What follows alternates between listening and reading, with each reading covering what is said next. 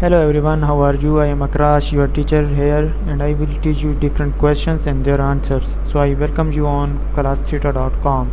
So our today's question is For molecules, see how to the fluorine atoms affect singles in the 13 NMR spectrum. Assign the peaks in the spectrum and calculate 13 19 F coupling constant. If the F atoms are replaced by Cl, would there be coupling between either of the main isotopes of Cl and 13C?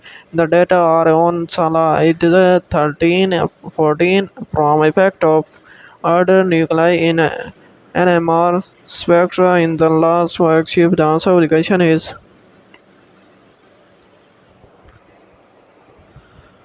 fluorine causes strong 13C19F coupling while replacing it with chlorine would result in minimal or non-detectable 13Cl coupling. This is the correct answer of the question. If you have a question, also leave a comment. You will be answering you as I soon as I can. Thank you very much for watching the video. Please don't forget to subscribe and share our channel.